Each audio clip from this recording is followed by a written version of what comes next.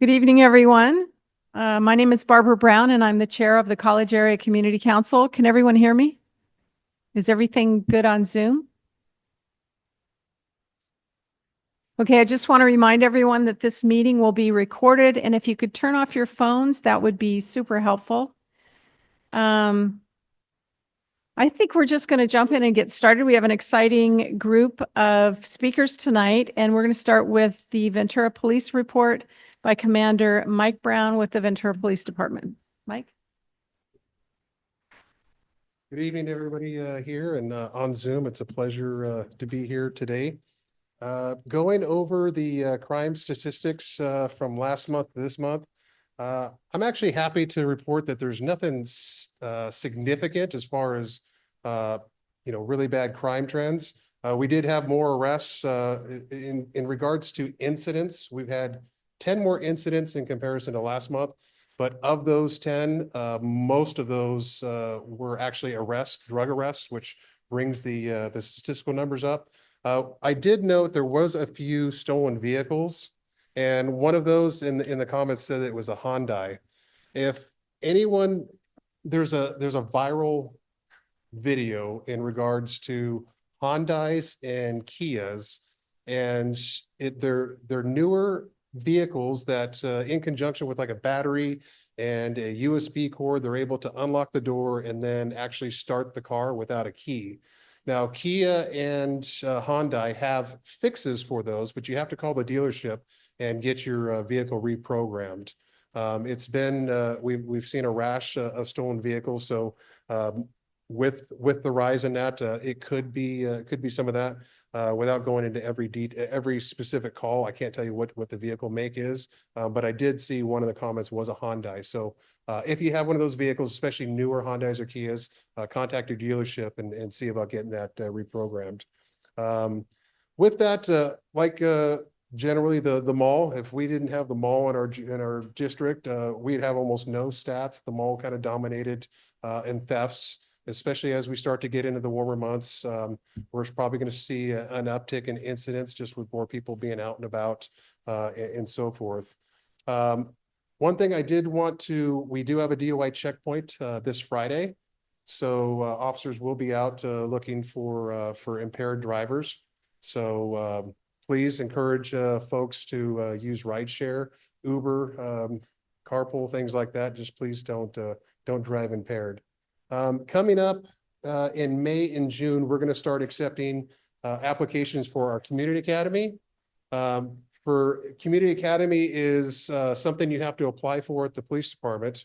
And what it is every Wednesday night for about 2 months, you get to come in and learn all about the police department, learn all about the inner workings, and you have to go through a little bit of a process, an application process. You can't just walk in there. So if you're interested in that, you can check our website for the Community Academy, and you can go and apply in May or June. Or if you have any questions, feel free to email me, and I can get you in contact with our community engagement specialists. We also have the Ventura Police Community Foundation is doing a golf tournament on March 16th at Olivas Park Golf Course. If you're a golfer and you want to give to the Ventura Police Community Foundation, that would be a good way to do so.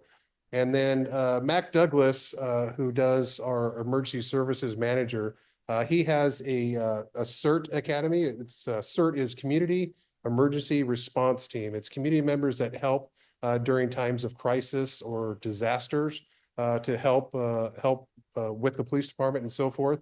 And if you're interested in that, there's a video, or you can apply at cityofventura.ca.gov/CERT, CERT.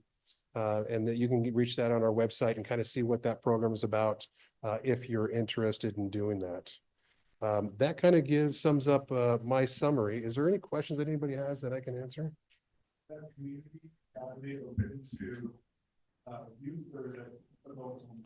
We have had some teenagers. I'm not sure what the cutoff age is, but it is a pretty good time commitment. I think it might be 16 or older, somewhere in that ballpark. Yes, in our last academy, we did have some young teenagers, which was nice to see.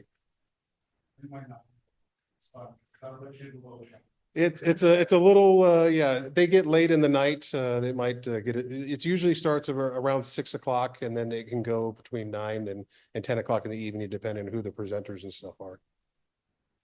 Sir.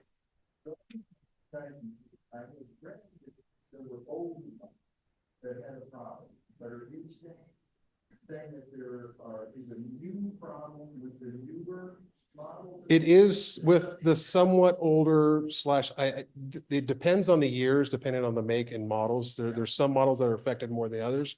My auto theft task force guy could probably tell me the specific years. The newest vehicles should have that patch already done. But if you have any questions, I'd encourage you to contact the dealership to see if your vehicle qualifies. Yes, ma'am. The CERT program is live right now. If you're interested, you can go online and check out the video or apply for that. They have some training they have some training classes to help you. It's not just like, hey, go out and start, you know. Yes, there is an actual training academy in Mac Douglas. If you have any further questions, I can get you linked up with Mac Douglas and he can tell you all about it. There's also a video that explains that and the training requirements. Anything else? Anything online? Eric, anything in the chat? Thank you, everybody. Have a wonderful evening. You too.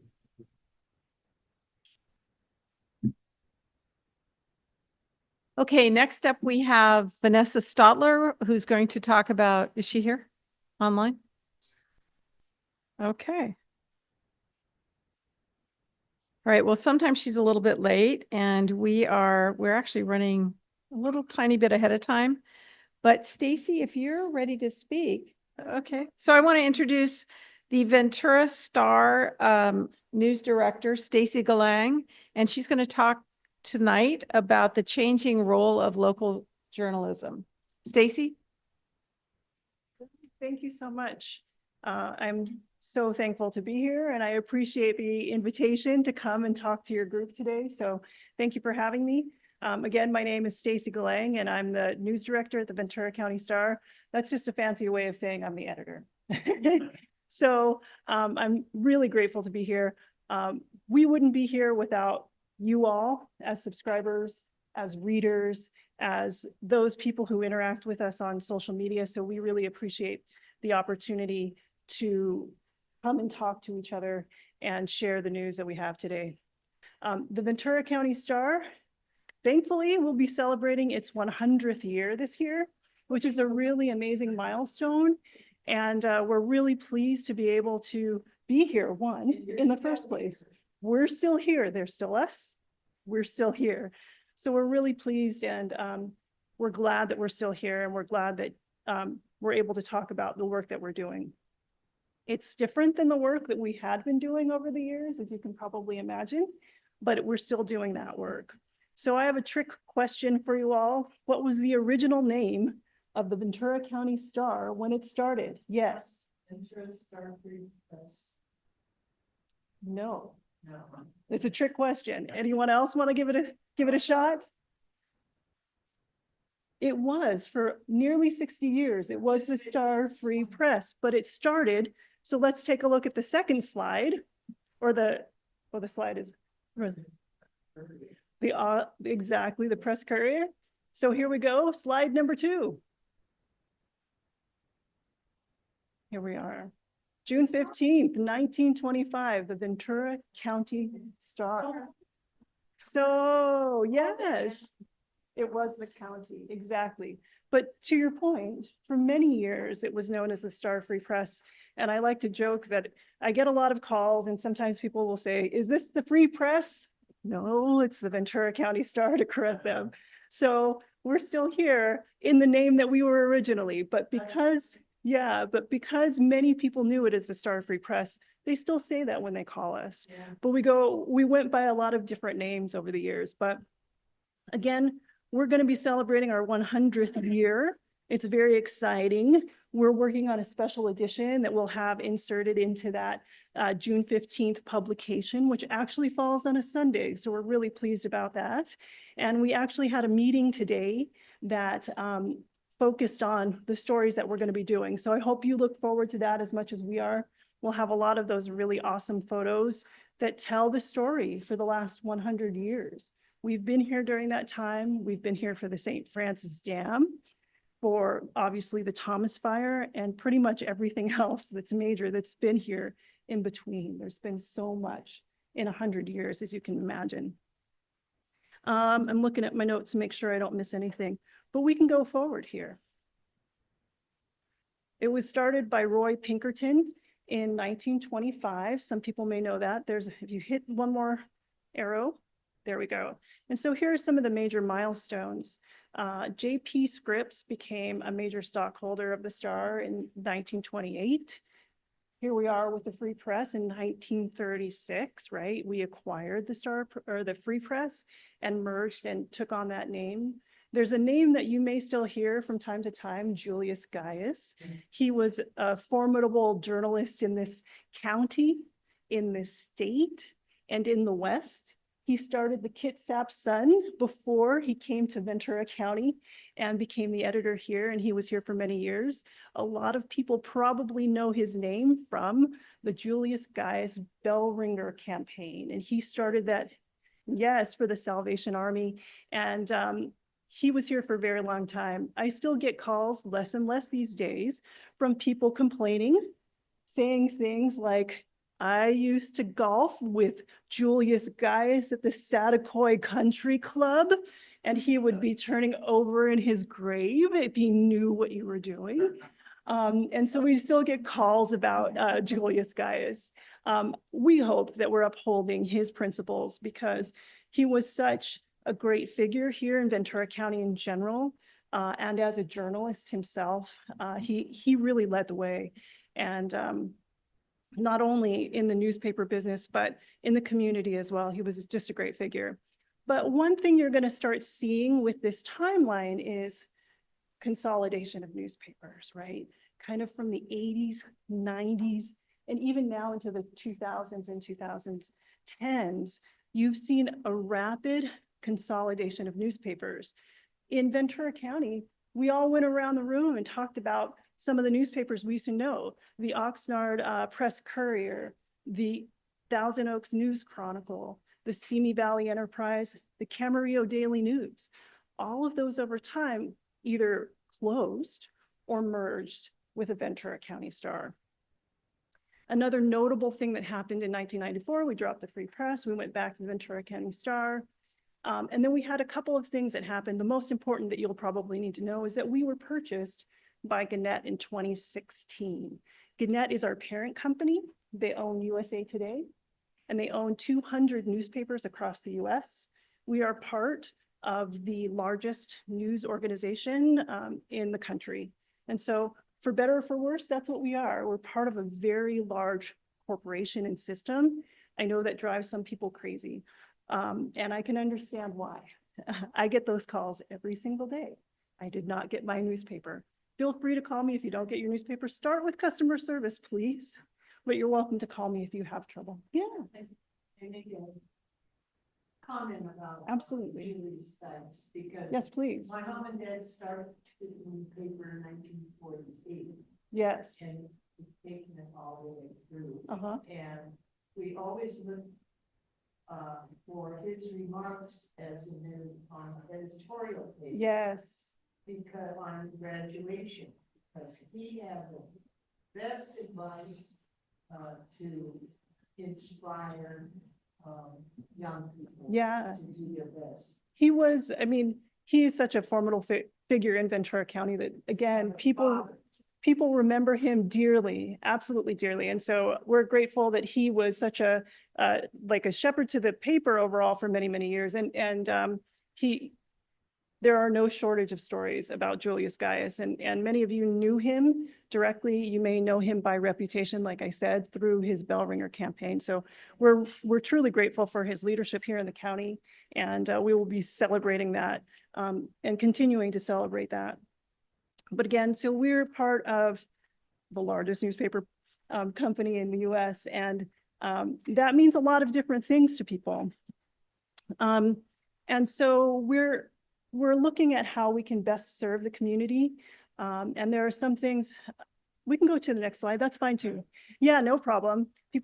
I talk a lot, so I apologize if I'm repeating myself, but we're part of this big corporation, and but you're seeing what we're experiencing, right? So this is kind of the doomsday information. Since 2004, there's been a 57% decline in newspaper newsroom employees. And what does that mean? That means there are fewer stories. The paper is smaller. There's a lot less local news that we have to offer. And we feel that as a community, and we feel that as a newspaper. It saddens me that we don't have the ability to do what we used to do. When I started at the newspaper in 2012, I've been here 12, 13 years. When I started, I was the West County community editor. I assigned stories, and we had the zoned editions, and that's a term that just means that you had the Ventura edition, you had the Camarillo edition, and you also had the Oxnard edition. In the East County, we had the Conejo Valley, and we had the Simi Valley edition. So I was responsible for that West County edition, and I would assign pretty much anything that came to my desk. And we would cover the Salsa Festival, we would cover the Strawberry Festival, and pretty much everything in between. City Council on a steady basis. We do still cover the City Council a little bit less, and I'll explain that a little bit more. Yeah, so we continue to cover the news, but we have far fewer. And that means that we have to go for impact. We can't do every story that we used to do. I would love to do every story. If I had the opportunity, we would do it.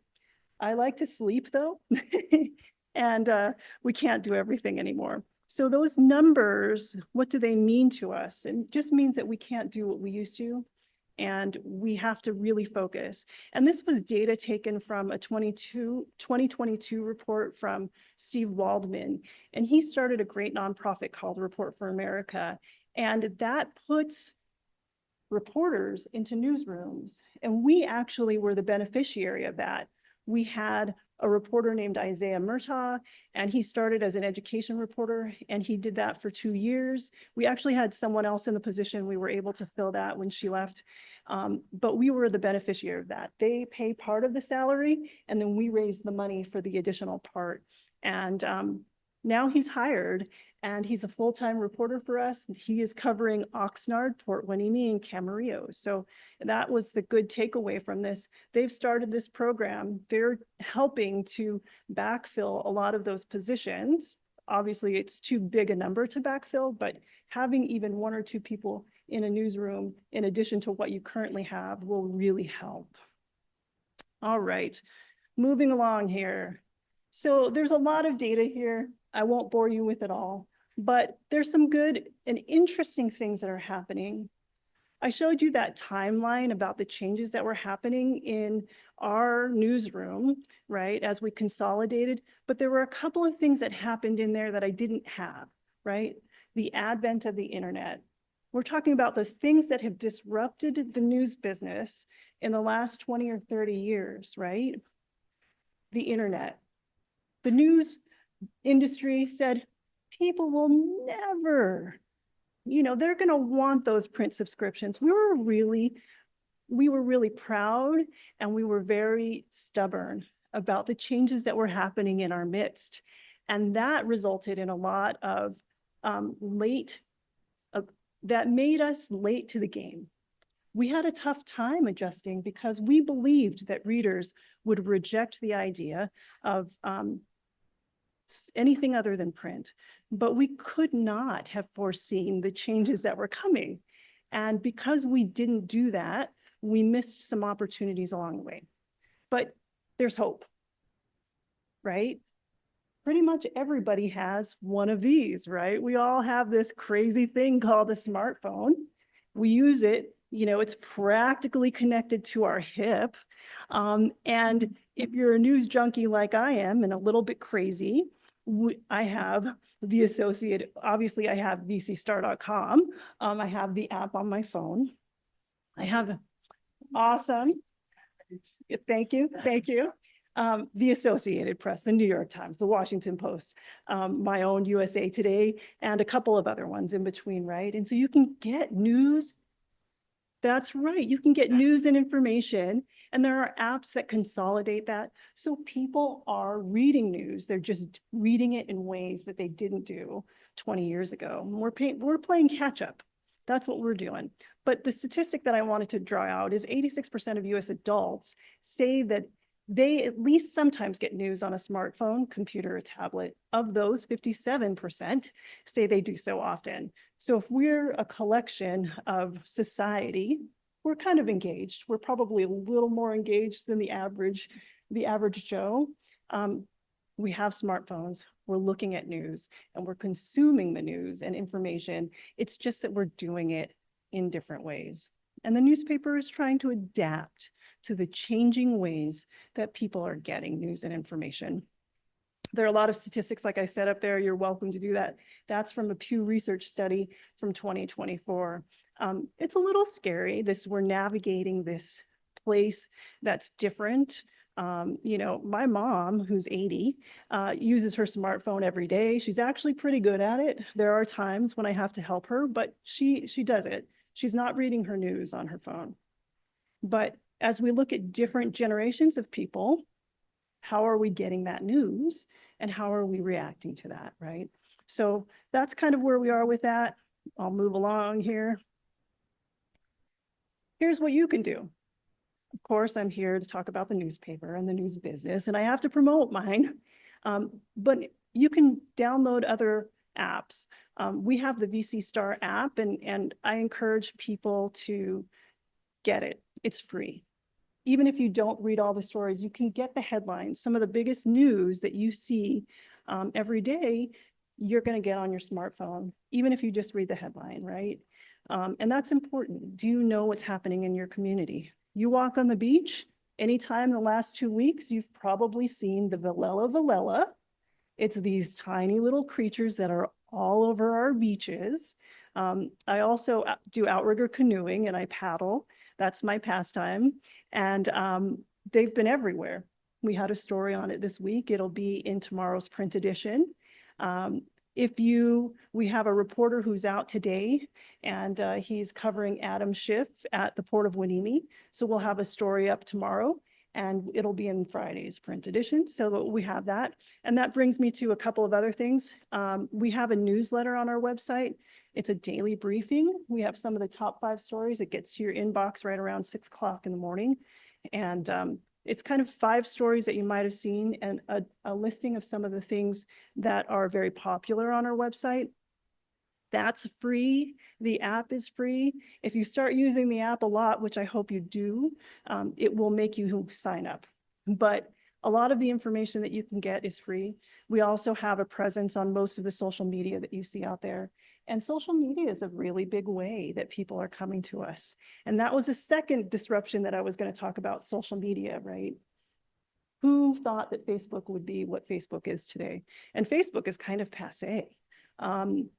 Instagram is the place where people are gathering and having conversations. X, a little bit, but it's changing, right? The next thing is coming along. We have a presence on TikTok. It's not that great, but Blue Sky we do, but we haven't used it much yet. There's only so much time. And for me, I'm getting to the point where I'm like, I don't know if I'm actually going to make that transition to the next thing, but we'll see how it is. But we do have a presence there as well. And we encourage you to take a look at it and, follow us along. I will say that for a lot of people, they don't realize there is an algorithm. What you see, even if you're following us, you don't see every story. It serves you whatever, you take an interest in. And what I notice, and I go through this every day, I look at our social media, sadly, and I look at all of the comments, sadly. It's not always the best of us, unfortunately, but people think, oh, you guys are posting all these stories about A, B, or C. It's we post a story on the hour every hour on Facebook, just as an example. It's automated. And some of those stories are the ones that we produce. Some of them are from our larger network. So you might see stories about, The Bachelor. We didn't produce those, those are from our sister papers. But you also see letters to the editor. We publish those every day. We publish them once a day. If there's Trump in the headline and you read headlines that say that, it will probably serve you that on Facebook. So just FYI. Yes. Search the page itself in order to, I know there's other things out there and you can find them, but you have to go to the page to find it. That's right. Yeah. And if you come to our website directly, you see that some people keep that as a favorite, just so that you can kind of look and scan. When I first came up in the news business, so I've been in the news business about 25 years. I've worked at dailies and weeklies, both here in California and in Massachusetts. I am a California native, but I went to grad school in Boston and I ended up staying there and working there. But this stuff has evolved over time and we've looked at different ways of doing it, doing news. It used to be that you would just keep the newspaper's main page as a bookmark and you'd kind of check in throughout the day. Now, most people get it from social media. And social media is great for a lot of things. There are beautiful things that happen on social media where people come together and they work toward a purpose. There are not some great things about social media, and we all know those things where people get taken advantage of, or they go down a rabbit hole and find things that probably are not the best of us. So that's where we are. But there are things that you can do to help. I did want to finish on a really up note. We have 2 reporting positions through the Ventura County Community Foundation, and they're for investigative and watchdog reporters. One of those reporters is Tony Biasotti, and I hope that if you have had the opportunity to read his stories, he is the reporter covering Adam Schiff this afternoon. He did a great story on tariffs not too long ago. And he'll be writing our 100th anniversary story. So he's really great. We have an opening. So if anybody is looking for a job and has journalism in their background, hopefully you're interested and you're willing to do that. But that's a fund that came to us through the County of Ventura, not the County of Ventura, pardon me, the Ventura County Community Foundation. And that's been a real game changer. His position is partly paid for by that foundation, and I'm so grateful to them. And he's been a game changer in our newsroom because he can take the time, that's the mandate of that position, and he can take the time to dig into really great stories. He does a real estate story every month. Things like Ventura County is getting very close to its median income being $1 million for a house in Ventura County. We all know that anecdotally. He's talking about it once a month. And it's sort of a good thing and a bad thing, right? Because it's scary that if the median home price is $1 million, what does that mean to the greater good? There are a lot of people who can't afford that. And so that's happening across the county. He does a lot of great stories. And to be fair, we have a lot of really great reporters and I'm grateful to them. They work so hard to do the work that brings you the information as best we can. Again, it's different. It's a lot less than you're used to, but we're still here and we're still fighting that good fight. I think now more than ever, it's important to have a strong, robust news business and news industry for a lot of good reasons. Hopefully we can be a place where people can come and have a dialogue with one another. One of the things I see societally is that we're growing more deeply divided. And the reality is if we sat down in a room with one another, we'd find common ground. But instead, this is where sometimes social media, but also other forces are out there working. We're finding that people don't have the ability to have conversations, disagree with one another, engage with one another in a civil way. we still have our letters to the editor and people are commenting on them. We welcome all viewpoints. We absolutely welcome all viewpoints. We do favor people who are from Ventura County. We only have so much space. We want to make sure that we give that space to the people who live here. But we want to hear lots of different voices, and people have opinions about where we are. We're really just trying to do the best we can. So thank you so much for your time. And I know there are going to be questions. Yes. You make an effort to have. Well, you can hear me, can't you? But they can. It's for the audience. You make an effort to have conservative comments on the editorial page, don't you? I mean, you Yeah. have different ones. There are fewer and fewer, unfortunately, in California. But yeah, we do make an effort, absolutely, to have conservative voices in the print edition and online. But but the liberal ones are there too. The liberal ones are there too, yeah. And if anyone's looking to be a columnist, especially from the sort of conservative side, we don't have as many there too. We'll welcome that. Yeah, go ahead. Stacie, as we are all aware, there's a lot of misinformation Yeah. out there. When you think about how you get news, and how to push back against misinformation, what are your recommendations? Yeah, I mean, that's a really great question. So I think today we need to be better at being thoughtful readers of information, right? So if you see or hear something, see if you can find it in another place. I think that helps to kind of balance things out. We hear things so quick, and the speed of news is so fast. Now, locally, that's a little bit different, but I think in this sort of national landscape of news and information, you hear a lot of things. Also, when you find good sources, stick to good sources. I think you just need to be very thoughtful about it. My husband, for example, we get 3 print editions on Sunday in our driveway. We consume a lot of news and information, again, news junkies. But there's a lot of stuff on Facebook, and my husband's like, is this true? Did Ronald Reagan actually say this? We may have to go back to the sources if we can. And that's a really important part of being a conscientious consumer of news and information, especially online. People post things because they have very strong opinions, and they're resharing and resharing and resharing, especially in those circumstances. See if you can kind of find that source. And that makes it tough.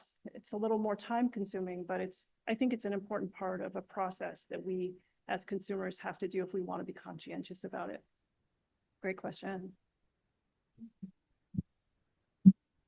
Do you feel constrained in any way about what you can write and include in the paper? The only constraint we have is resources, I think. Nobody tells us what to, I mean, we do have some mandates from the company, but nobody tells us that we have to publish anything locally or not locally or any of that stuff. In terms of any of the local news that we have, no, there's no constraint. The constraint on us is resources. We don't have the people. So people call me all the time and they say, my mother is celebrating her 100th birthday and we would love for you to come out and do that. We stopped doing that about 10 years ago because, one, a beautiful thing, more people are living to be 100. And 2, we just don't have the resources to do it. So that's part of it. But nobody from my company tells us what to do per se. We do have some things that change from time to time, and just to be transparent about that. Some people get upset with us. We used to publish the names and photos of people that were arrested, right? You may have seen that. John Doe, 54, was arrested on suspicion of A, B, or C, right? Over time, we had to sort of eliminate the types of crimes. When I was a reporter initially, I did a Friday cop shift. I would drive to 4 police stations. I would pick up the police logs. I would write all the arrests, the name, the age, the address, if you can imagine. of the person and what they were arrested for. So over time, we just couldn't do that by volume. We started eliminating the misdemeanors. We only did sort of felonies and harder crimes.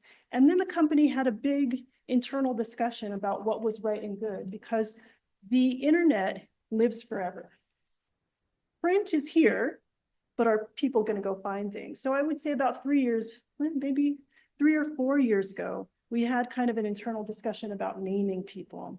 And so the rule now is that we don't name people, and I know this upsets others, but I'll explain why. We don't name people unless we're planning to cover that case all the way to the end. So think about that. Every week, almost every week, I get calls from people who said, you wrote about me in 2018. You published my photo. I can't get a job. That case was thrown out at some point in the trial process, but my presence online still stands. I'm having trouble. I have a whole list of these that I have to go through. I have to check those against the court record. If it's been expunged, I have to call the DA's office to verify that. And then we take that. We don't take the story down, we remove the name and we say that we updated the story, that this person, this particular case has been, it was adjudicated, but not adjudicated, that's not the right word, but this case, this person was not ultimately, charged, or the charges were dropped, or, pardon me? Or not ultimately convicted. Not ultimately convicted, exactly. And so that's part of the reason why we changed our policy, right? So, I mean, and I kid you not, pretty much every week I get calls from people who said, this case was taken off, I wasn't charged, or it was, it was expunged and it's dismissed. Exactly. That's the word I was looking for. Exactly. It was dismissed.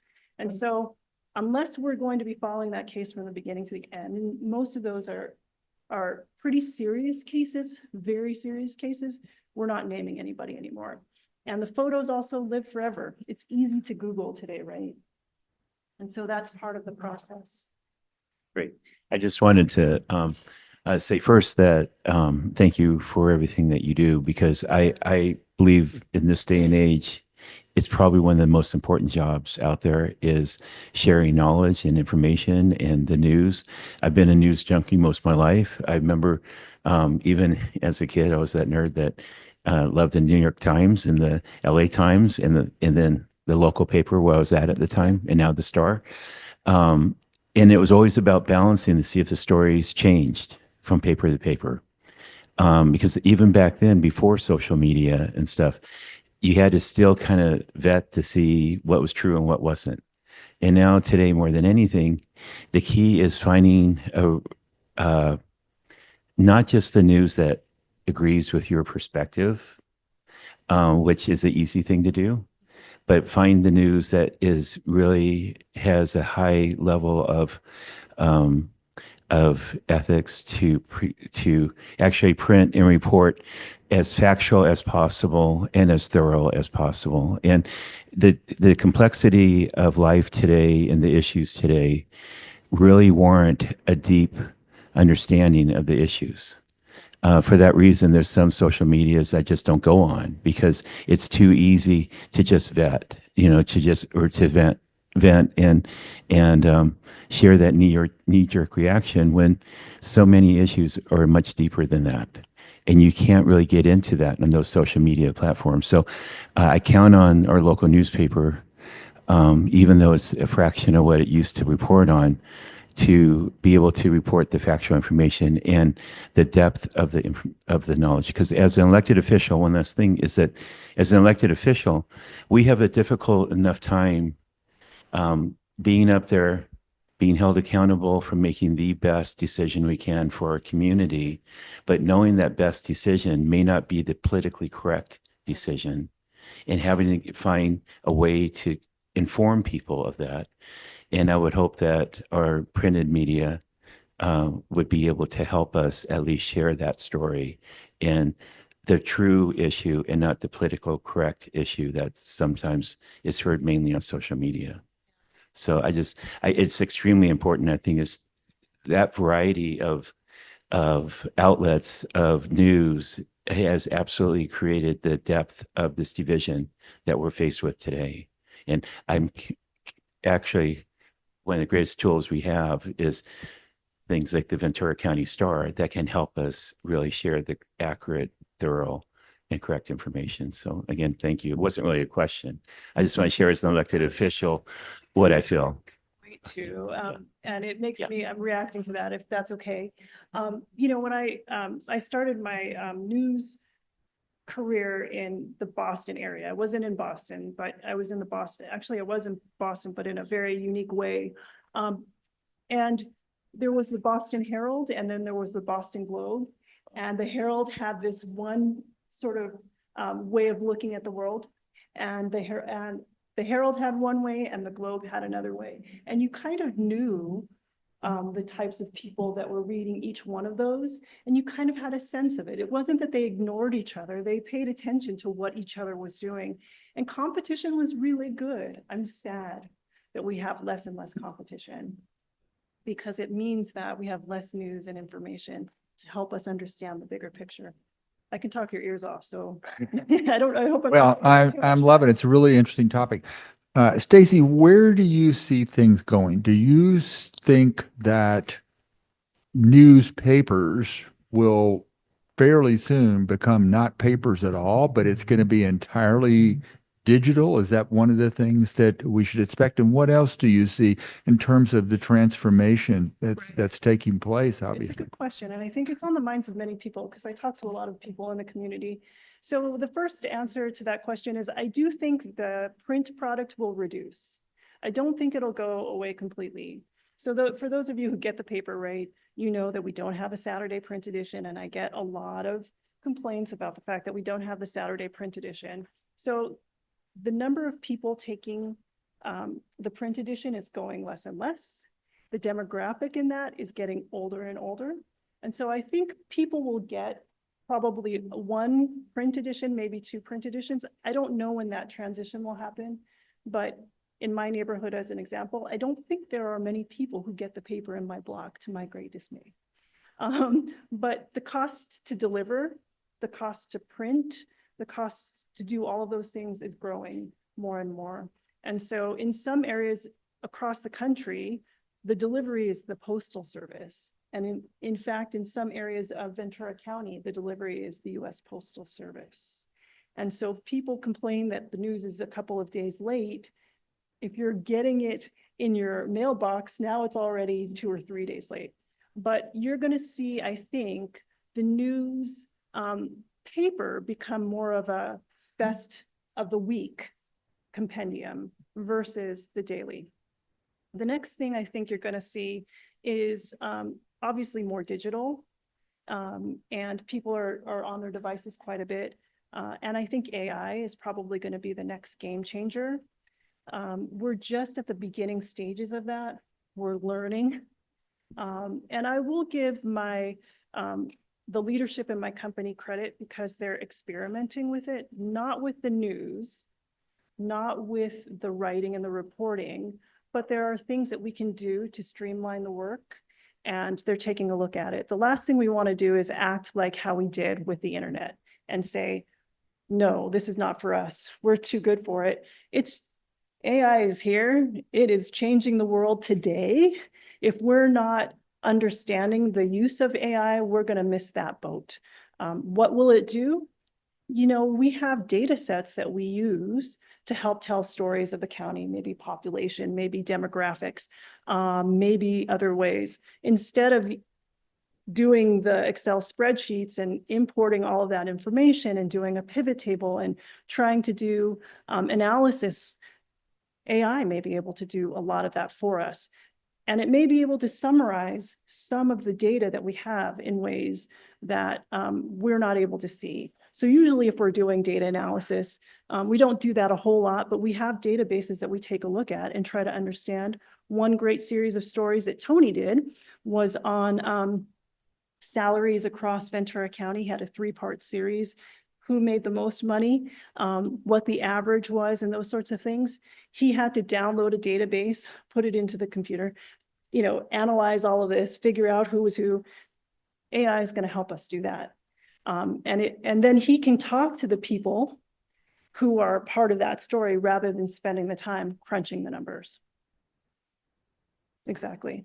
But we're not there yet. We haven't quite figured it out, but that's coming. So AI will be a part of it. There are probably other ways that AI will help us do our work. Right now, there's no interest, no temperament for AI in the writing and the reporting. More questions? One more. Yeah. You mentioned a local organization that people could contribute to Mhm. support local journalism. Yes. But I've been reading about an organization that's being promoted by the state of California that I Yes. think it's kind of a nonprofit. It's philanthropists and some government support, some maybe business support. Do you know anything about that? And is that actually helping Ventura County in any way, or is it not trickled down yet? It hasn't trickled down yet. It's a relatively new law. And you shared the information. I was like, so this law was passed, depending on how invested you are in news and journalism, you may have heard about lawsuits between Google and some of the companies with advertising and getting advertising dollars. And so that's, I think, part of an agreement that the state of California came to rather than suing some of these companies. And so what they're hoping to do is to bring together tech, which does a lot of that work. We have Meta with Facebook, we have Google, and they're using our copy. So when you Google, strange creature on Ventura Beach, one of our stories will probably pop up.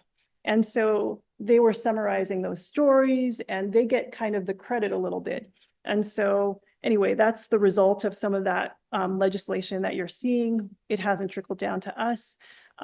We're always open to getting help. I'm always a little skeptical about when government is part of it, not because I don't appreciate government, but because that's the whole mandate. Congress shall make no law. And for our 5 freedoms, the press, petition, I won't go through those. But so I get a little concerned if government is involved, but I think it's a good thing. And just to be transparent too, with the foundation, a donor came forth and gave us the initial startup money for that. I don't know who that person is. I have never known. I've worked with the county, with the Ventura County Community Foundation on it. I will never know, and I don't want to. When they came forward to me and said, we want to do this, I was like, that's awesome. But the person, whoever it is, the foundation can have no say in our editorial content. We get to decide what we do. And so that's kind of the mandate from here. But I'm excited to hear more about the legislation, and I'm hopeful that it will trickle down to us at some point. Online? Anybody? Nope. All right. Well, thank you so much. Thank It was so you. nice to meet It was you. nice to meet you too. Yeah. Thanks again for having me. I think Vanessa Stotler is here. Vanessa is the Marketing and Outreach Director for the Ventura College. Are you available, Vanessa, right now? Hi. Yes, I am. Let me go ahead and share my screen. And I can also show my face. Oh my goodness, sorry about that.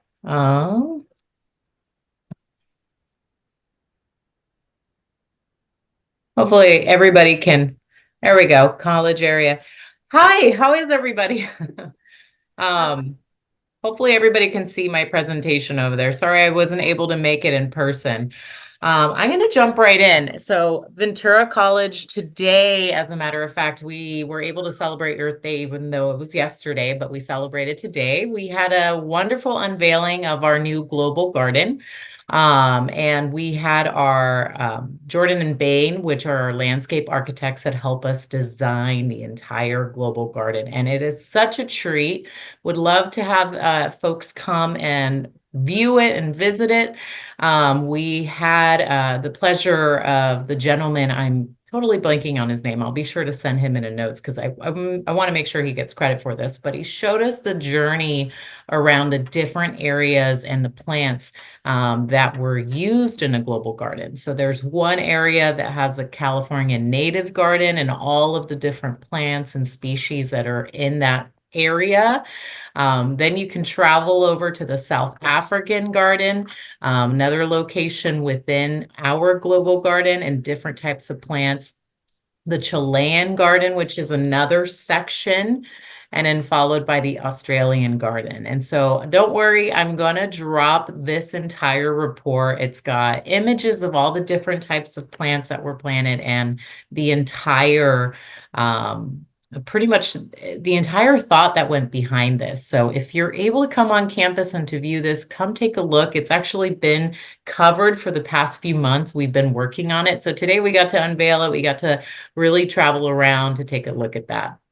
We do have our students art show as well. Last week we had the opening night last Thursday, but it runs through May 5th. So we have gallery hours Monday through Thursday, 10 a.m. to 4 p.m.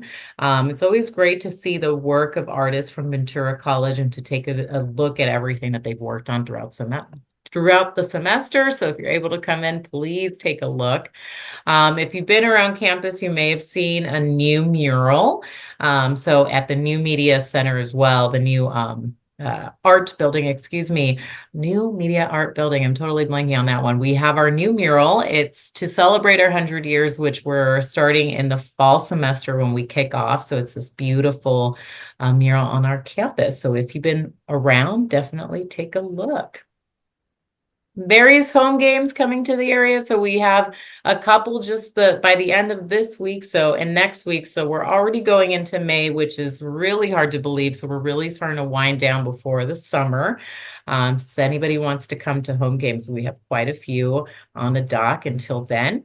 Upcoming performances include the Edgar Allan Poe Afterlife radio show, and that's this week, starting tomorrow through Friday, as well as Saturday with different types of shows.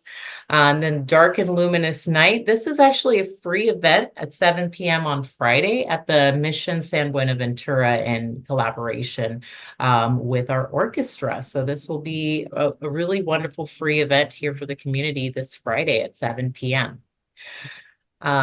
Since we are going into May and before the next time we meet, I would be remiss if I didn't share that on Friday, May 23rd, 10 to 12 is our graduation. So it's coming up quick. I just wanted to ensure that folks know that day. It tends to be pretty busy around campus. We have lots of visitors, and this year we have a big graduating class. It's been a topic of discussion this entire week because we have more graduates than we've seen the last couple of years. So we are anticipating many coming to campus on Friday, May 23rd. So just an advisory, traffic that day may be busier, but it'll be such a great day celebrating our graduates. And that's all I have. Do I have any questions regarding anything? If there is still time, let me quickly stop my share. But I did want to share the Global Gardens report, and I'll be sure to get this over to everyone here. But this is, hopefully everyone can see. No, that's my upcoming event. Maybe stop share. Yeah, we can. You can see the Vanessa. You do see the report? It went back to you, but we had been seeing it for a second. Oh, great. Okay. Okay, yes, now I see There we it. go. Great. It's Now I different see on it. my screen, so I was a little concerned. I'm just gonna drop this into chat, but while you're looking at that, my favorite part, and I won't go too quickly, this is a local landscape architect who joined us to be able to make this a reality for us with all the different types of gardens. But what's really neat about it, I'm just gonna kind of scroll down, hopefully I'm not making anyone sick, is that he also went through and meticulously has all of the different types of plants, a bit about their genus, what they're for, and this is also in collaboration with a local student. So I hope that if you want to learn more and take a look, come in person, or also read this online, or do both. So it'll be something I'll drop in the chat right now for folks to see. So great things happening at Ventura College. Do I have any questions? I don't think so. I did notice that the garden is the 5 Mediterranean gardens of the world, which are Chile, the Cape of South Africa, and all of them were listed, Southern California. And I wanted to mention those are important because those plants are happy in Southern Yeah. California, and Ventura is a Mediterranean climate zone. I also wanted to mention to the community, and also specifically to you, that the plein air artists went up and painted April 4th and 5th, and they're having a show on May 10th. And one of the artists painted the 5, I think it was, palm trees that were donated by Ventura College to the Ventura Botanical Gardens. So Oh, first, thank you wow. very much. And if someone from the college wants to purchase those paintings, they'll be for sale. There's one of them. It'll be Okay. for sale on May 10th from 2 o'clock to 4 o'clock that day. But I do want to talk about how important those palms are. So those palms are Canary Island palms. They're huge.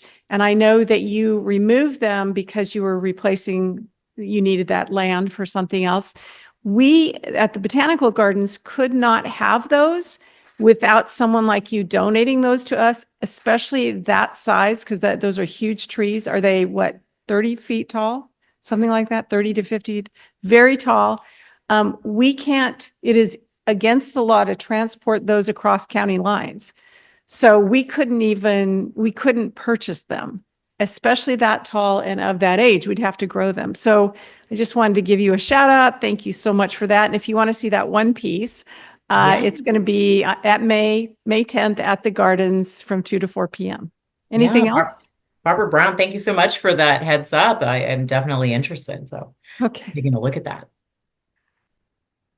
All right. Anybody else? All right. Thank you so much, Of Vanessa. course. Good to see you tonight. Good to see you as well. Take care, everyone. Have a good evening. Hang on.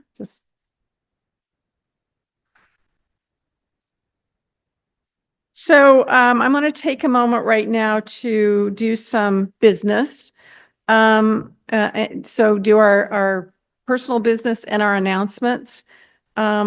First and foremost, I want to take a moment and thank CAPS for their generous support of CACC in both providing us with this room, and also they provide us with tremendous technical support, which we really appreciate.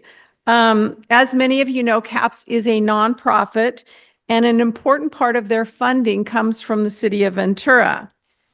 We would like to encourage you to support them, but we would like to support them as well as an organization. And so one of the things we'd like to do is write a letter from the entire organization in support of CAPS. So when Russell gets up, he's going to ask you for a vote as to whether you agree that we would like to write a letter to the city in support of CAPS or not. And if you do, we will sign it, the College Area Community Council. We can't do that without your approval. So I do want to introduce Donald to come up and just say a few words, if that's okay. Sure. Thank you, Barbara. I'm Patrick Davidson. I'm the executive director here at CAPS. We are thrilled to have this organization here. It's been one of the great collaborations of all time. It really has. I mean, coming together, you came in and said, it actually reached out. I can't remember who I spoke to originally because they were meeting at the library next door. And I said, why don't you meet at CAPS? And because that's what this is for. That's what this room is for. That's what this building is for. I always say that the C in CAPS stands for community. It's Community Access Partners of San Buenaventura. And this is your building. This is your space. And these folks have taken advantage of it, and which is great. It's a great place to meet. It's central. I mean, I can go on and on and on, but we are very pleased that you're here. I talk about you guys all the time because I want more people to come in and use the space, and it's happening. So, yeah. And as Barbara said, yes, we're coming up to the end of a contract. We're looking to renew a contract. I've had assurances from everybody at the city, including the gentleman sitting right here, that the organization is well respected and we provide a vital service to the community. There's only 5 people at CAPS. And if you add it up, we had 17,000 hours of service last year. So it's something we're very proud to do. And I'll end by saying this. The person who set up the room tonight for you, Alex Uvari, started out across the street at Foothill High School and came in here, has been worked as an intern and an assistant and has worked his way up. He is now head of production for the entire place. He is an outstanding videographer. And it's a testimony to the fact that of the 5 people who work here, I have the least tenure. I've been here 11 years. The average CAPS employee has worked here for 15 years. And that doesn't happen in a nonprofit. And they do it because they love working for this community and working with people like you. So thanks for the shout out. We would welcome the letter to the city. It's also an opportunity for the community to step up and say they see the value of CAPS. So that's what we want to do. So thank you and keep coming back and have more people come back. Thanks a lot, Barbara.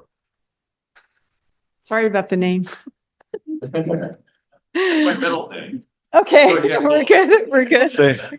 We also, I learned about Eric here. I'm off the side of the camera. I learned about this room through CACC, and now we do our adult committee meeting here for our Cub Scout pack once a month. So it's not just for CACC, any local nonprofit group. It's a great place to be. It's a great resource. They've been wonderful to work with. Thank you. All right, now we're going to continue with a little business right now before we introduce Shannon. I want to ask Russell Richardson to come up and talk to you. We're going to go through our election of officers, which we do once a year, every year in April. Thank you, Barbara. And just to continue on with the discussion we just had, she asked me to also stage a very quick vote to determine if the organization supports the idea of sending a letter from the organization to the city council in support of CAPS. So we're just going to do a quick show of hands. If you are at home, you can also hit the hand raising icon to let us know if you support this. All those, or yes or no in the chat as well. Yeah. So all those in favor, please raise your hand. All those opposed. Okay. Can you look online here quickly and see? Sure.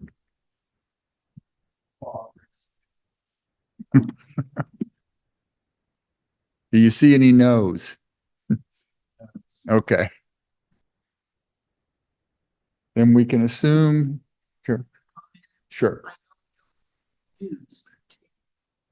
But we do accept donations, right? So, and is there any particular month that we do that, or how do you remind us?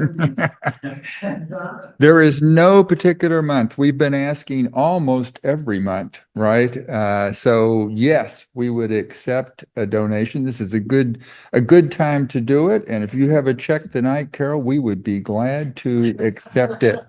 Thank you very much. It's a good reminder for those of you at home as well.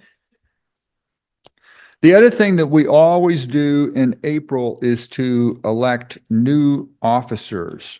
So we need to do that tonight as well. Just to remind you, our officers are chair, vice chair, secretary, and treasurer. And this is a good time to remind everyone who's been serving this past year. Barbara Brown has been the chair, and Rob Corley has been the vice chair.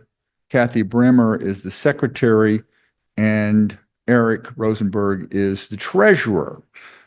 They put in more time than you can probably imagine. There's no way to convey what they do behind the scenes. So we certainly owe a lot to all of them that they keep this organization going. We've been talking about how we stay informed about our community, and certainly the media are one way, but this is another way that serves a very important purpose. And so thanks to all of those officers, I wanted to particularly thank Rob Corley, because Rob has decided not to run again as vice chair. I just wanted to point out that he has been chair, he's been vice chair, he's been on the executive committee for maybe 10 to 12 years. He was in charge of a fundraiser when we decided to honor our original chair, Steve Cummings, with the painted utility box. He was the one who raised the funds. So he's done a lot for us, and I just thought it would be a good time to recognize his contribution as well. Let's give him a little show of appreciation. Thank you.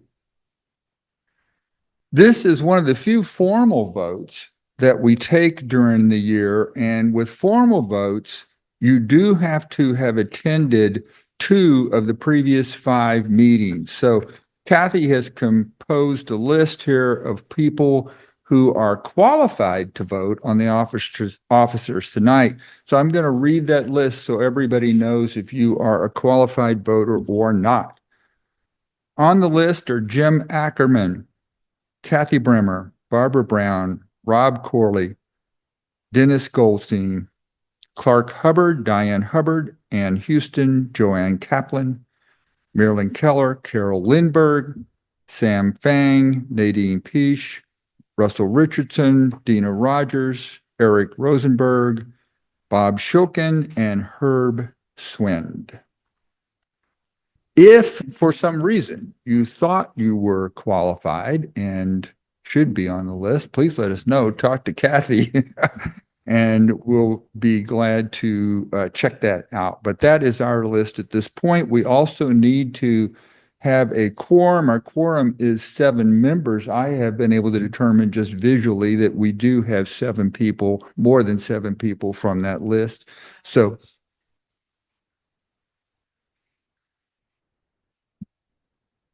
also an attendee. Okay, so you are on our list as well.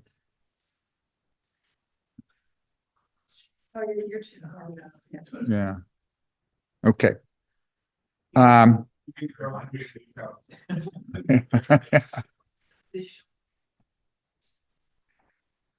College Area Community Council. College Area Community Council. For a 501c3. The executive committee has nominated a slate of officers to make this easy on us. The slate that they have nominated for this coming year is Barbara Brown as chair, Dina Rogers as vice chair, Kathy Bremer as secretary, and Eric Rosenberg as treasurer. Now, according to our bylaws, we can take nominations from the floor. So we're going to pause for a minute, and if anyone would like to nominate someone else, or if you'd like to nominate yourself, no second is required. Is there anyone in the room or anyone online who would like to nominate someone else?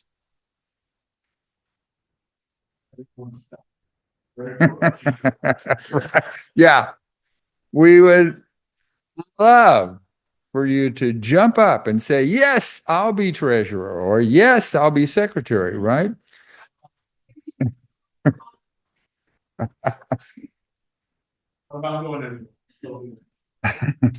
But not seeing any hands up or anyone leaping up, we are going to go ahead and have a vote for that slate of officers by acclamation. I'm going to ask again for a show of hands, those in favor, those opposed. All those in favor of accepting that slate by acclamation, please raise your hand. All those opposed.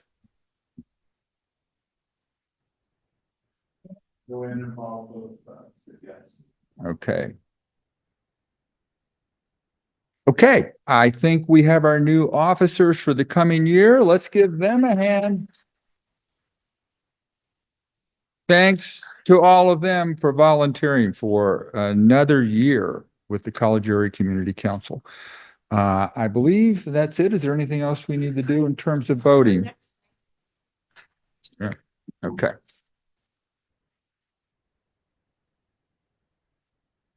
So next on our business and announcement, I want to, you don't have to get up, Eric, unless you want to. So Eric is our treasurer and he's going to give us the treasurer's report. Do it off the side of the camera. So our annual operating budget is about $2,000. A large chunk of that goes to insurance. We also pay for our Zoom account, very, very small bank fees. Barbara has generously donated all of our internet costs, but we at some point may take that over and pay for that from the organization accounts. So all in, that's about $2,000. And we just recently got a $500 donation from a community member. Barbara might want to say a more public thank you. I do want to do a shout out, even though he's not on Zoom, to Mike and Loretta Merriweather, who donated $500 to our organization, which is a significant donation to us. We don't have high operating expenses. So our biggest one is our insurance. So, and that makes us what, halfway there? Yeah. So we just need another seven. Well, that's a quarter of our annual budget. Okay. Okay. Third of the way there. So we do have some funds in the bank. So we're over halfway. Yeah, we're not going to run out of money anytime soon. But every dollar counts, truly. And we really appreciate everyone's donations. And we hope, I know Dean always says it better than I do, but we hope you believe that this is a valuable service and a great way to connect with our elected officials and our local experts and nonprofit organizations. We've had speakers lucky tonight from the news. We've had from the YMCA, from the Water District, from Public Works, always someone from City Council generally. So hopefully you find this work valuable and want to keep supporting us. And we just got a donation right now. Thank you so much. Yay. Thank you, Carol Lindbergh. Okay. So that does make a huge difference and we really do appreciate it. Next, I would like to introduce Ventura Unified School District, District or Area 3. Is it district or area? Area 3 trustee, Shannon Fredericks. She's going to give us an update on what's going on at VUSD, and there's a lot going on. Shannon?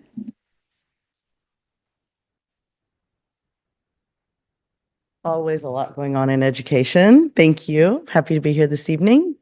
I will start with where we left off at the last meeting. We were talking about our budget deficit. We had left off. We started in January facing over our multi-year projections about a $13 million deficit.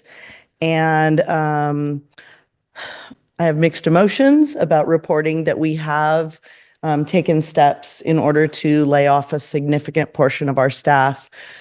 We have made $5.5 million in cuts. However, we are working right now on possibly rescinding some of those cuts. We had a base level staffing analysis done in order to help us understand what was our skeleton crew that we could complete and make sure that we were serving our students. And we're feeling now that it was a bit too austere and that we need to create some more flexibility. And so we will have 3 board meetings coming up in the month of May. Let me just double check my dates. The 6th, the 13th, and the 20th. So 3 Tuesdays in a row. The general session usually starts at 6 o'clock. We always welcome public comment. Dr. Castro has started a listening tour in order to get some ideas from the community on different ways that stakeholders noticed that we could potentially save money as opposed to cutting staff. We are looking at some things coming up. We don't want the community to think that this has just come from out of the blue and that we're just cutting staff willy-nilly. So we have, thanks to Measure E, been able to do a lot of solar upgrades. We're anticipating approximately $2 million in savings every year going forward from our energy savings. So that'll be a significant improvement. We actually just last night took action in order to issue our second round of bonds. Measure E was passed 2 years ago, and we have taken our first round of bonds, and many of you have already seen in the community all of the changes going on at our schools. In addition to all of the solar panels, we are doing new roofing at every school. We are also using cool roofing, which is a more modern form of roofing that is also providing energy savings. We are doing all-inclusive playgrounds at all of our schools so that every student on every campus can have the social interactions and play on the playground. So we have a lot of amazing things going on thanks to Measure E. And I just want the community to know that we are working in order to do our second session of bonds. That will be about another 113 million. And again, this is already part of the 434 million Measure E bond that was passed in 2022. So thank you, voters. We really appreciate it. Over the last month, I'm happy to report a few new things. One is 8 new trees at Lincoln Elementary, thanks to the Tree Alliance. And we're very happy to have been able to work with our grounds crew and with the Tree Alliance in order to get those new trees. And our students are so excited for the new trees, and so am I. And some other interesting things coming up. I will tell you I'm wearing pink because it's Mean Girls over at Foothill this week. And on Wednesdays, we wear pink. And so I just was at Mean Girls. It's wonderful. I ran over here at intermission, but I'm going to go back to catch the finish because really a great production, super sassy, a little bit of PG humor, PG-13 humor for those of you, if you want to bring your little ones, just keep that in mind. But for the little ones, Ventura High School is doing Little Mermaid and Buena High School is doing Sound of Music, both excellent productions. Those will be running this weekend and next weekend for both of those musicals. And also student art show coming up May 15th through 18th at Vita Art Center. That will be another wonderful opportunity to showcase the talent in Ventura Unified. So a lot going on. And again, I would really encourage everyone, please reach out to your trustees if you have any questions, concerns, suggestions. We truly do want to hear from our community, and we appreciate the input. So. Yes, the plays. So Sound of Music is running Thursday, Friday, Saturday. So starting tomorrow, it's running for 2 weeks. So it'll be Thursday. I'm sorry, what is today? The 24th?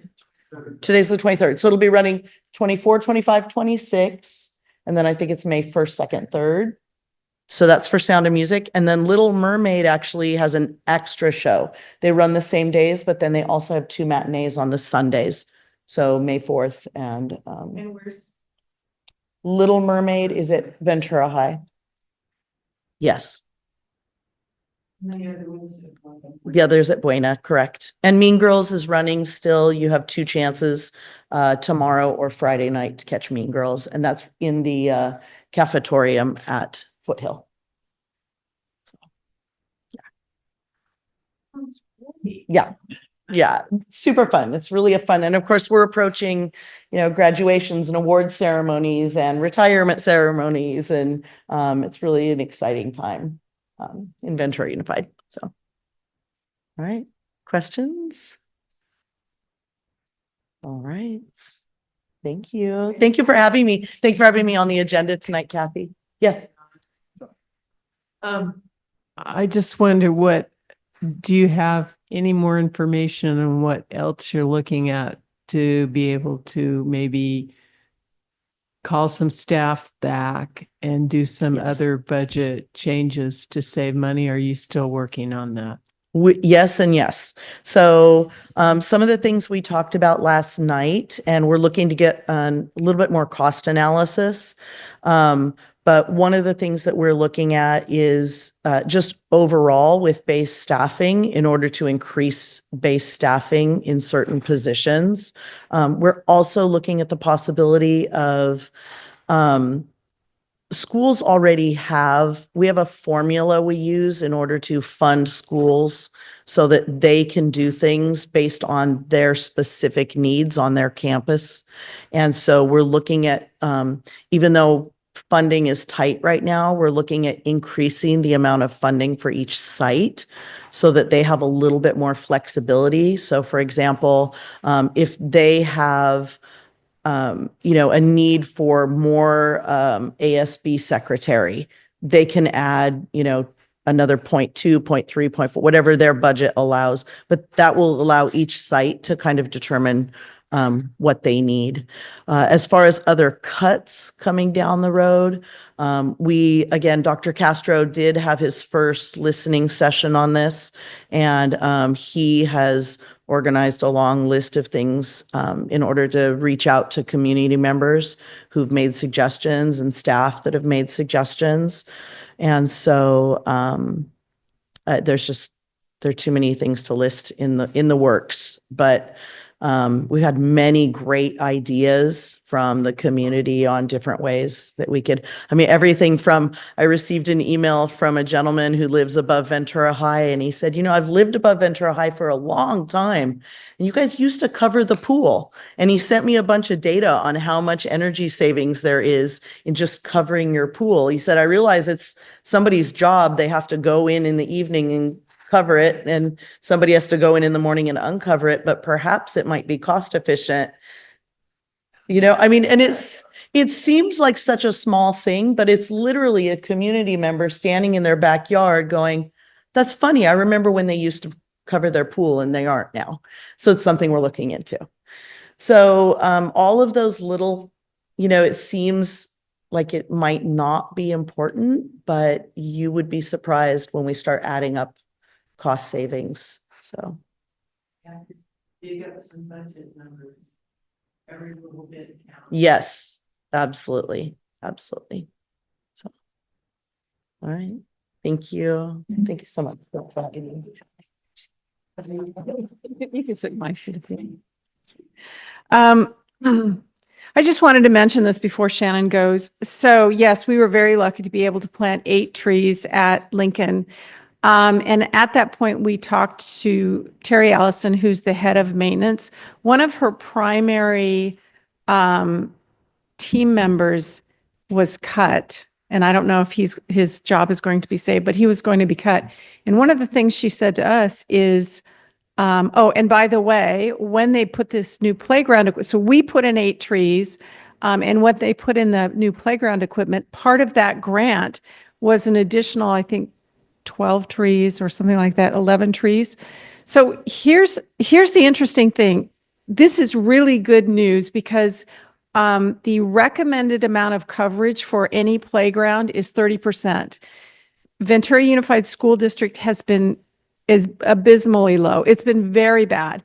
The only school anywhere near that was Foothill, and that had, I believe, 22% or 25%, something like that. But then they had to take down trees for the solar. And I think they took down quite a few. 18, did I hear? I'm not sure. Okay. So these trees being added, the Ventura Tree Alliance adding them, but also in this grant, when they do these inclusive playgrounds, putting in trees, it's a part of that. So that's the really good news. The not so good news is that, as I mentioned, Terry Allison, one of her main team members is going to be laid off. And so I was talking to her about, well, what does that mean? And she says, well, it might mean that the trees that you just planted don't get watered over the summer. So what I'm here to mention to you is that if you know, if you are member of the PTO or the PTA, and you would like to take that on and water some of the trees over the summer, that would be great. Or if you know someone who's part of a PTO or PTA, what Shannon has said, what Sabrina has said, and what Terry has said is we really need the community to help. And I think it feels really good to help our schools. So if you know of somebody who could help in this way, that would be great. I would add. Just. So I would add to that point, we actually last Thursday had a special board meeting specifically to talk about grounds and facilities. And I believe the job that you're referring to was added back onto the list so that we can have further discussion and take action on those roles. But we've done a further cost analysis, and we do have some concerns about whether or not, our president, Calvin Peterson, said there's a difference between making cuts and saving money. And so we're really looking at it again with a very fine, tooth comb and really weeding out the difference between just making cuts or actually saving money. So that is one of the positions that we'll be circling back to. So. Well, that's the kind of news that we all want to hear. And we're so glad. I mean, I thought it was a great idea a long time ago to add you to the agenda. I'm so glad you're available and you can come to our meetings and share all this information. Okay. All right. Any questions for Shannon? All right. I'm going to bring up Doug Halter, who is our District 2 council member, to speak to us tonight on what's going on at City Council. Come on up. Okay, great. Thank you, College Community Council, and thank you, Barbara, and officers for doing all that you do. I think this is my first time actually in person, so this is very, I love it. Yeah, this is great. I wanted to mention that two things. I know Shannon just left, so maybe all you that have pools up there, I just want to add on to that last conversation and just say that not only do you save on heating costs and energy costs overall with a pool with a cover, but a pool cover, the statistics show that for an average use of a pool, having a cover on that pool will cause that the amount of water that's used by that pool to be far less than this equal square footage of a lawn. So using a cover, replacing the lawn with a pool, it sounds water saving, but it actually does end up saving water. And along with that, you save on evaporation with the pool cover. So you're doing your part to make sure you keep your water usage down. So that's just one thought. And then secondly, you mentioned, well, I may not live in this district, the district that the territory or area that you define as the college district. I have 5 community councils that my district, District 2, encompasses from west to east. So it's quite a lot of responsibility. It's a lot of communication, and some I do better than others, quite frankly. But there's a lot of work out there, and I love the fact that we have this grassroots structure that years ago I helped start with the Downtown Community Council when the Midtown was forming and the West Side was forming. So it's an excellent structure of input for our community. So I absolutely love what you're all doing.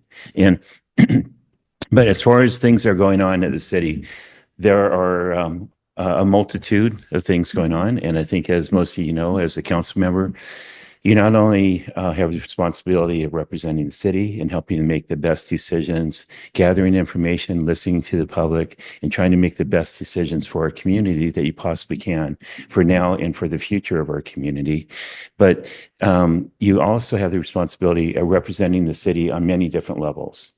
So I, for one, we have a multitude of committees and commissions and boards that all 7 of us share in responsibilities. I have 11 different committees that I sit on, or boards or commissions on behalf of the city council. And then you could imagine that each one of those have their own committees as well. So it's really, I absolutely enjoy it. I love gathering the information, and there's nothing that I've been more passionate about in my life than City of Ventura. So I'm very honored to be in this position.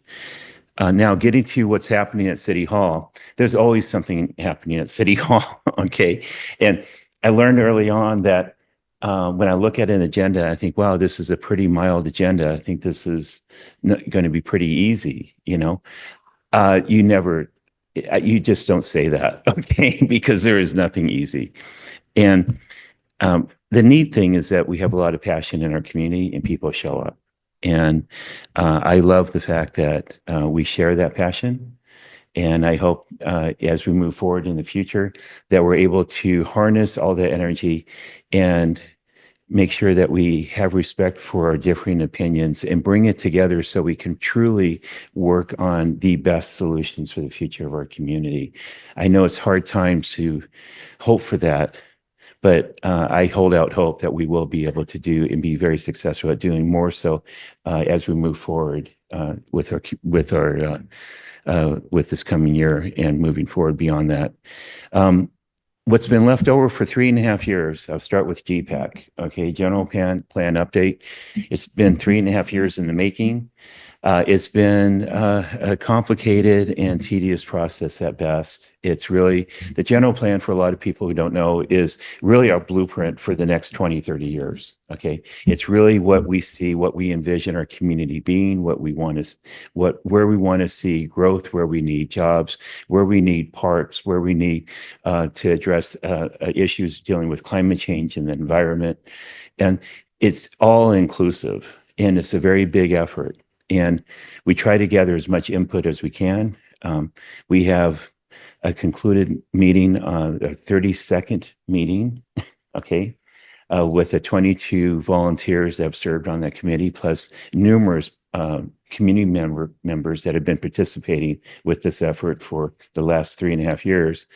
But meeting number 32 will happen on Wednesday, the 30th at 6 p.m. And that's reviewing the draft plan for the general plan. And we're hoping by the end of this year, we will be adopting that general plan. Okay. So that's going to be exciting. And it is on the website right now, Plan Ventura or Planning Ventura. If you try one of those, you'll hit it. Okay. And just to give your input, and we'll be accepting input still for the next couple city council meetings as well.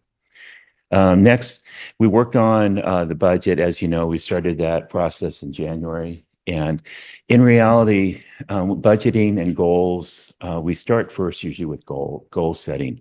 And the thing that was frustrating, I'm in my 5th year of being on council. And what was frustrating is goal setting to me was really how you get closer to our vision. How do we create the prosperity we need? How do we create the housing that we need and the variety of housing that serves all the people in Ventura, and many other things like that. Instead, what I found goal setting to typically be is really strategic prioritizing. Okay, strategic prioritizing of the limited resources that we have and how we're going to direct staff to use those resources. That's a little bit different to me than goal setting, and several of my colleagues agreed with that. And so we called it strategic prioritizing this time, and leaving goal setting to really be for looking at ways that we could start advancing closer towards the goals that we've established through the general plan. Okay, so that would be coming forward. Budgeting, we have many different cycles, many different workshops for people to give their input, for us as council members to discuss it, and for staff to give their expertise as well. And we have our final budget hearing will be on, I think it's June 7th.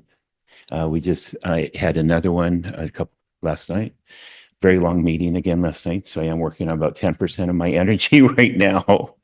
But nonetheless, we went over budgeting, and it was a pretty well thought out budget that was presented last night. From my perspective, there's a few things that were glaring, and most of the people who came to speak last night focused on funding of the cultural arts and also funding of Main Street moves and beautification of downtown and the ballards that would be so important if we're going to expect to succeed at keeping Main Street closed. And so those were two things, and we're expecting staff to come back on June 7th with recommendations on how we might be able to find money to fund those things in a more appropriate manner. And moving on, the city manager has been very active the last 3 months looking at finding a replacement for Chief Schindler or police chief. And our expectation is that we'll be hearing who that selection is by the end of this month. So I'm sorry, by the end of May is what he told me. So within a month. And last night I wanted to mention community development. That's an area that I feel I bring a lot of knowledge as somebody that's in the trades and landscape field. I bring that knowledge to the council. And I will say, people say, well, why do I really care about community development? Okay. Everything that we want, whether it's possibly fixing up a property we own or buying a home, building a home, adding on to it, starting a business, everything begins and ends with community development. And our norm in the city has not been well received over the years, that it's taken many, many years to get permits to do some of the more basic things, whether it's to get to permit getting a house, or on average 8 to 20 years to get a permit for commercial projects or multi-unit projects. So working on community development and making sure that it's efficient, that it actually encourages people to make the improvements that we want to see them make, that we provide the housing that we need. As we mentioned, that's truly our Ventura's and California's #1 problem, is providing housing and hopefully encouraging our younger people to stay here in the city of Ventura and spread their roots. But the other part of community development is the transparency. The fact that no matter how much we all want transparency, last night we discussed 494 fees and updated those fees that the city is allowed to charge, which is fine, except for the fact that you really can't still go to one site online or at City Hall and say, what is this fee for and when does it apply? So you may have an expectation of what that is, but you really don't know those answers. I'm getting into too much detail, I think, but.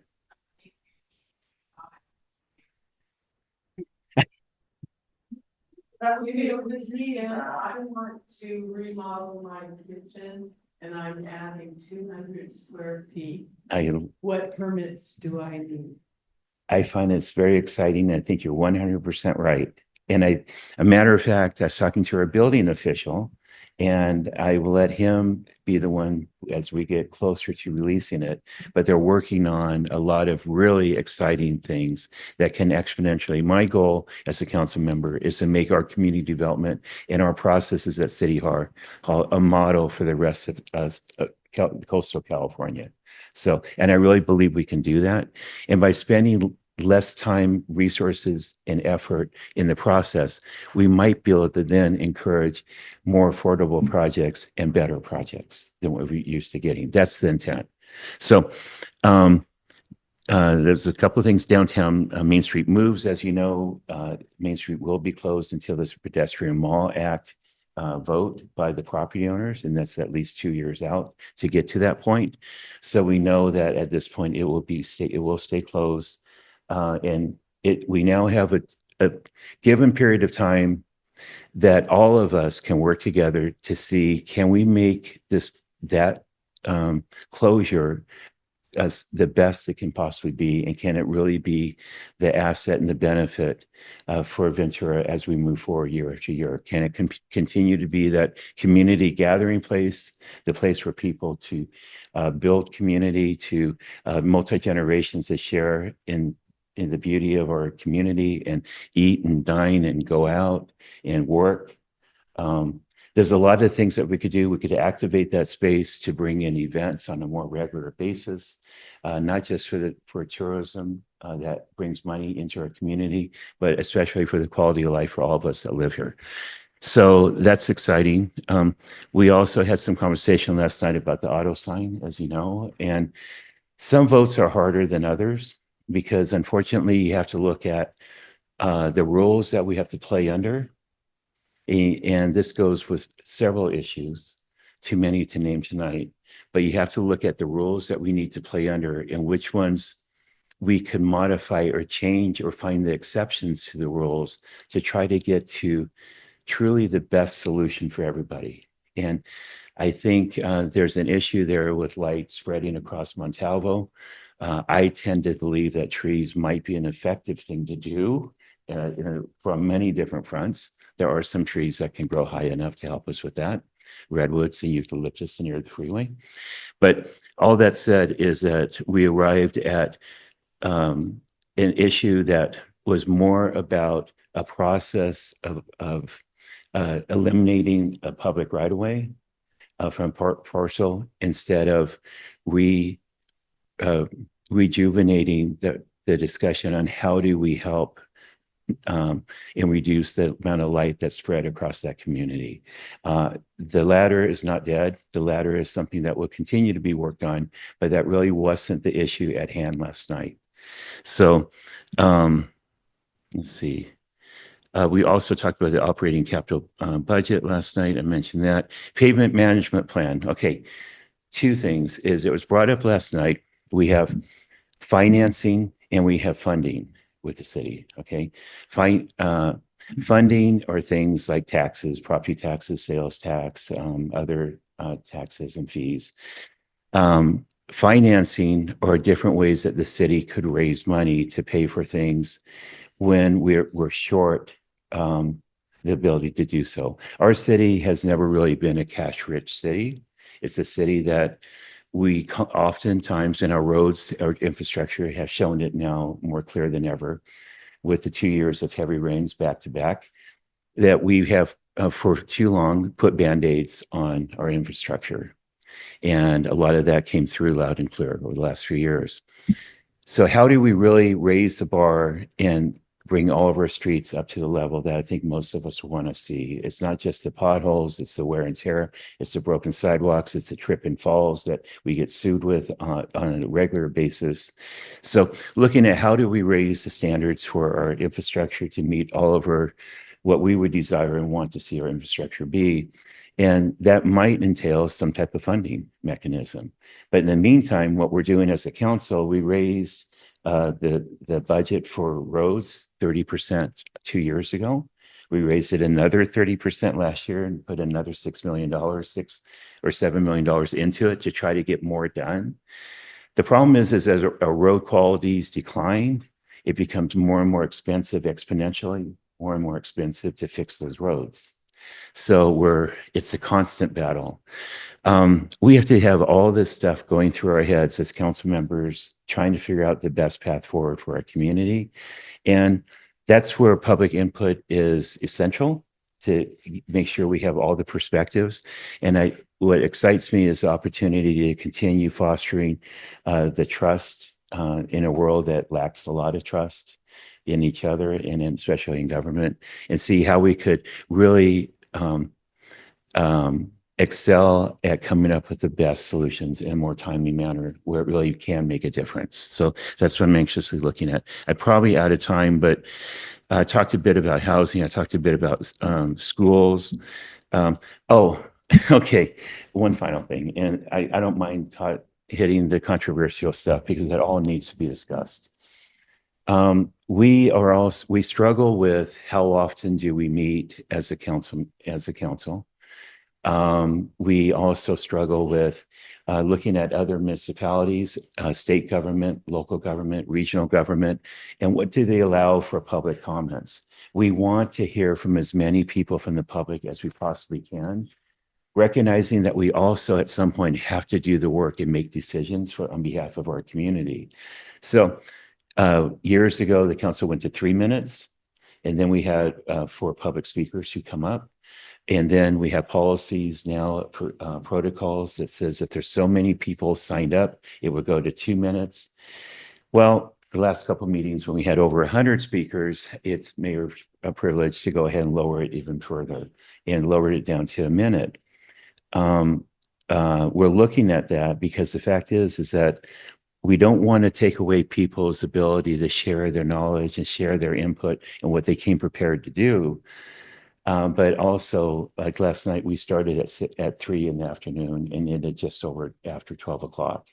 And there's very few of us, I think, that make great decisions at 10 o'clock at night or 11 or 12 o'clock at night. So how do we accomplish the work? How do we listen to as many people as we can?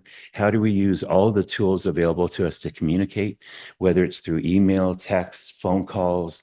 There's so many ways to communicate.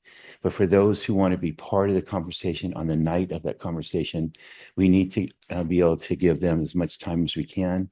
And unfortunately, with 100 speakers, if it's 3 minutes, you're looking at 6 or 7 hours worth of just testimony before you could even get to the discussion. And on that one night, the topic was pulled after 5 hours of listening to the public and trying to have deliberations. So it's a constant battle, but no, we all feel the pain when we have to reduce the time.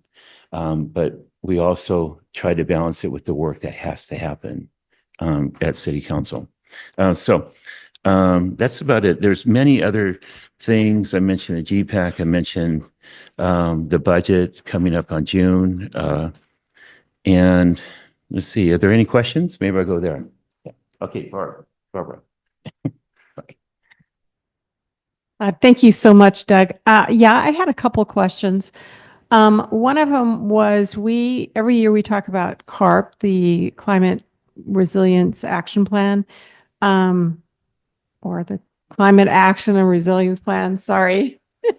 And yet we never seem to actually throw money at it, which is the way to solve a lot of these problems. We just don't seem to do anything, or at least as a community member, I don't feel like we get reported to, and maybe there are things happening. With the passing of this budget, was CARP discussed? Mm-hmm. Yeah. Oh, I have one here. It came up. It came up in public comment. It came up in the conversation with my colleagues, and this is where I have often said I look for the win-win-wins. I look for how do we multiply the effort and solve many different necessary agendas and challenges that we're faced with. I know there is an interest to form yet one more committee for the City Council, and that's the Climate Action Committee. And I believe that that's moving forward. I don't know exactly the time frame of that, but it is one more committee on top of many others. But I think at some point we're going to have to look at the benefit, the cost versus the benefit of some of the other committees. But when it comes to climate change, comes to the challenges that we're faced from flooding, from fires, especially in our district that a lot of us live in with fires. A good percent of Ventura now is considered a high fire zone. And there's so much more we have to do to prepare ourselves and to never go through again what we went through at the Thomas Fire. And so with that, I know, and down to the roadways, by the way, too, looking at things like there's other materials out there that I'm aware of as a contractor that are not only are there concrete mixtures that absorb carbon and not emit carbon, but it replaces asphalt, where asphalt is a very high carbon emitter. And so doing things like that. So if we're working on our infrastructure, knowing those things, it's searching for the best results. And that's just one of the many areas we could be looking at. So I suspect there will probably be a committee formed. I suspect that some of the budget conversation that will happen on June 7th, because that issue was raised, will be looking at and identifying how is this getting us closer to our goals of our climate action plan. Okay. And now I will say, and I serve in a nonpartisan position, but we can't ignore the facts of what's going on in our world and in our country. And I will say, when we were back in Washington, D.C., we being three of us, okay, okay, I point that out.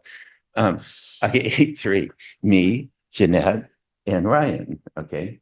And we met with our elected officials, and we went to different departments, like the Department of Bureau of Reclamation.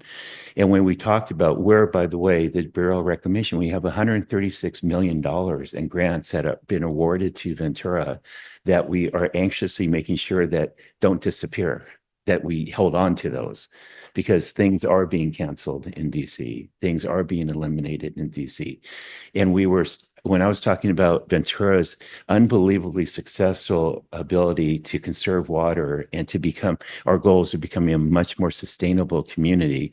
And I talked about being prepared for climate change challenges. I was immediately stopped from that conversation and reprimanded to never say those words again. That if you do use the word resiliency, don't say climate change. Okay, so mainly because we're at a point in time where it's search and replace, or search and eliminate, search and cancel. So those words like that, if so simple as to change that from climate change to resiliency, if I have to play that game to save the money and save the funding that the city desperately needs, then that's a small token, although it makes me sad to know that we're at this point in society that these things are going on. So I think we're living in very challenging times. None of this is normal, as we all know, and none of us know where it's going to end. I do tend to think that we all want to make sure our resources are spent wisely, that things are efficient, that we use the tools of today to help governance be even better. I think it's a lot of anxiety and a lot of sleepless nights by everyone from every walk of life in every country in the world right now is wondering where this is all going to end. Okay. And I have to, as an elected official, know how much I want to kind of go up to the redwoods and just relax and forget about everything else that's going on and think of all the goodness and all the beauty of this world. I have to be at least aware of what's happening around us in order to help protect and prepare a community that I'm very passionately love being a part of. And so, but I will always stay focused on the positive and what we're going to do. And I believe things do happen for a reason, but we all have to do our part in helping us find the best solutions and to help define the path as we move forward. Okay. That climate action was listed as one of the 5 strategic priorities. Yeah. So that budget will be allocated to projects or goals that end up being listed under that strategic priority. So you're right. The budget basically, I think, will be focused in some way on climate issues. They are, staff is looking at identifying a lot of the needs that the budget's addressing and how those needs are meeting the strategic priority. Okay. And the very first one that we identified as strategic priority is climate change and environmental stewardship.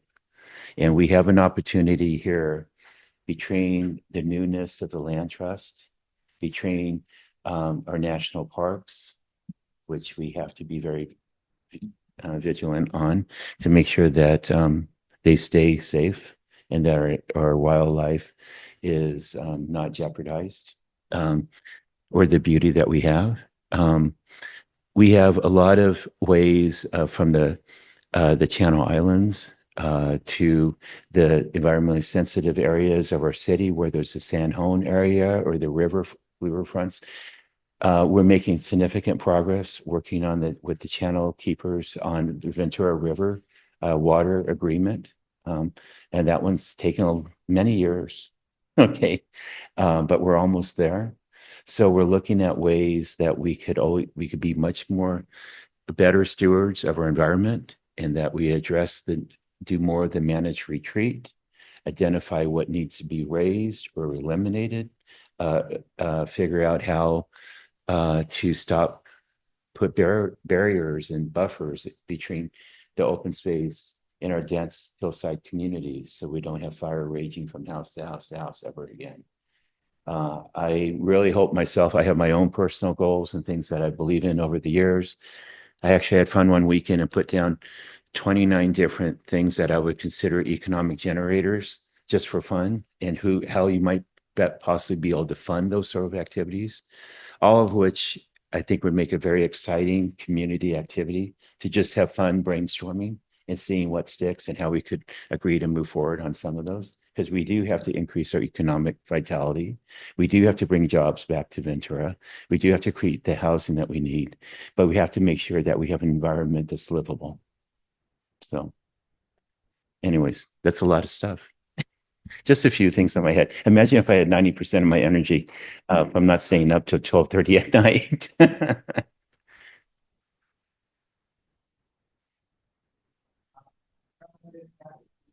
Giant agendas. Yeah. What does council think about taking those same number of items and having an extra meeting every month? That's a great question. And the challenge is this, is that looking at some of the past history, we tend to, it appears from what we've researched, that councils tend to fill up all the time, regardless of how many meetings we have. There's some meetings I look at and I think, oh my gosh, I got to take a nap before I go because it's going to go to 1 a.m. I would love if we had a solid stop at 10 o'clock at night. I think that would do better for everybody from a health standpoint, from a decision-making standpoint. We shouldn't start much sooner than 4 is when we do closed session. 5 is the open session meeting. So if we had more meetings and we had a hard stop at 10 o'clock, that may be something that I think is doable, you know? Okay, no additional meetings. That's one of the. Just the meetings is the thing that I mean, I don't know that I've ever been to an organization that didn't manage the agenda to a certain time. We end at 10, so we got to squeeze all these things in here. Maybe some things need to be held over, but not just going on and on and on. That's the thing. Right, but you still Yeah. have to manage your agenda within a period of time. But you don't have any way of truly, I hear what you're saying, Yeah. but having been on many different boards myself, I get it. And I'm a stickler that most meetings should never last more than an hour and a half, quite frankly, from my standpoint. But when you have the need for public comment, you don't have the predictability of when 100 people is going to show up, or when 30 people, or when 10. You know, you really don't. But what we have done years ago, I think it was the first year that I got on council, is put time limits on how much council can talk, whether it's council communication, whether it's the question period or the deliberation period. After 3 to 5 minutes, you need to relinquish that and hand it over to a colleague.